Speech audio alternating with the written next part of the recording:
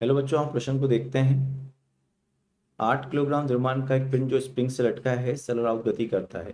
कंपन आयाम 0.3 metre, आवर्तकाल 0.6 second. पिंड की अधिकतम गतिज ऊर्जा तथा स्प्रिंग का बल नियतांक ज्ञात कीजिए। तो बच्चों, अगर यहाँ पे हम मुख्य अवधारणा पे जाएं तो मुख्य अवधारणा क्या है हमारे पास यहाँ पर? मुख्य अवधारणा ये हो जाएगा आपका स्प्रिंग, पिंड निकाय एवं दोलन गति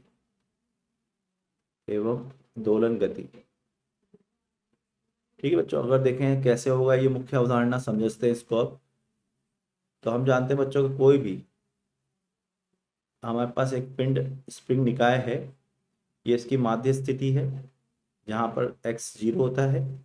फिर अगर हमने इसको x विस्थापित कर दिया तो यहाँ पर एक बल लगेगा F, जिसका मान जो होगा वो हो जाएगा, ये हम सब जानते हैं। ठीक है, चलो अब अगर हम यहीं से आवर्तकाल लिखें तो हम सबको मालूम है इसका आवर्तकाल क्या लिखा जाएगा, m/k।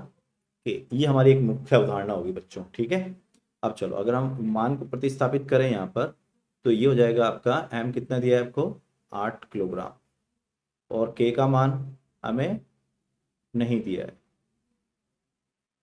और आवर्तकाल का मान दिया है 0.6।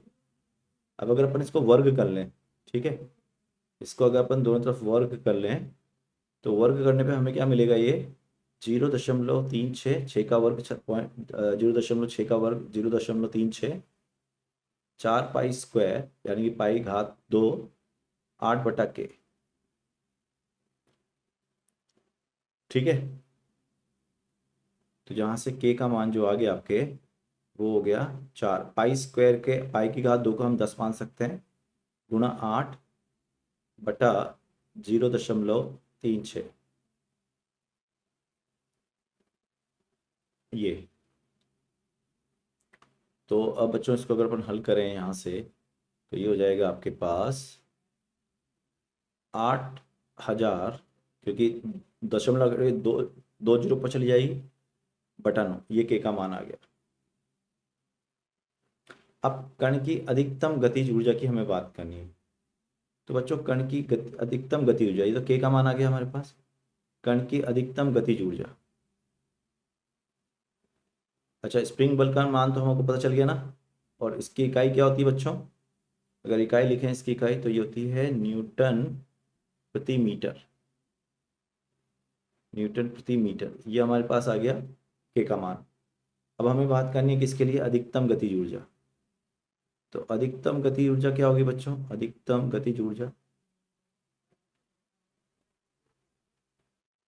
तो ये होती है आपकी अधिकतम गतिज ऊर्जा 1/2 के ओमेगा का वर्ग ए का वर्ग।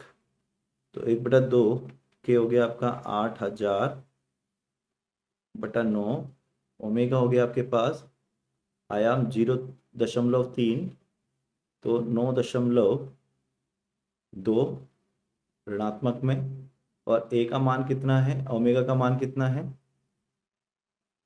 ओमेगा का मान तो क्या बच्चों इसको मैं 2 पाई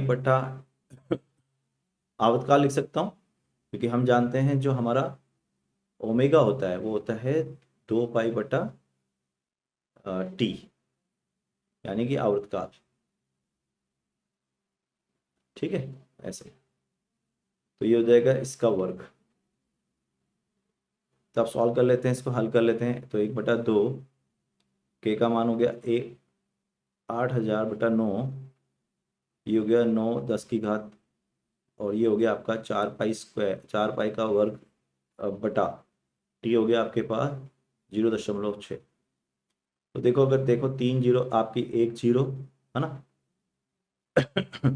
तो ऊपर 1 जीरो ले लेता हूँ मैं यहाँ पर इस जीरो को हटाकर, तो 2 जीरो से एक 2 जीरो तो कट गई, ये एक 9 से ये 9 कट गया आपका। ठीक है, और इस 2 से ये 4 बार कट जाएगा, और ये आपका 4 चौक 16, तो ये हो जाएगा बच्चों आपका 1600/6, यानी कि हमारा जो अंतिम उत्तर हो जाएगा वो हो जाएगा 800/3 जूल। एक बार देखें कि गलती नहीं की हम लोगों ने। तो के का मान तो हमने बड़े आसानी से निकाल लिया, ठीक है, 8000/9 हो गया। अब अगर अपन गतिज ऊर्जा की बात करें तो अधिकतम गतिज ऊर्जा को हम लिखते हैं 1/2 के ओमेगा स्क्वायर ए स्क्वायर। अब 1/2 के का मान कितना है 8000/9, ओमेगा का मान है हमारे पास 2 पाई/टी का वर्ग, और ए का मान है 0.3, तो उसका वर्ग होगा 9 × 10⁻², ऋणात्मक, ठीक है। अब दो घात से दो पावर चली जाएंगी, ठीक है। एक पावर तो हम एक घात तो हमारी यहाँ बच रही है, और एक घात यहाँ बच रही है, और एक घात यहाँ बच रही है, एक यहाँ बच रही है, तो एक यहाँ बच, तो बच्चों 3 घात हो गई है, ठीक है, 3 घात हो जाएगी आपकी। बस ये गलती कर रहे थे हम, बाकी सब ठीक है। मैं आशा करता हूँ ये आपको समझ में आया होगा। धन्यवाद।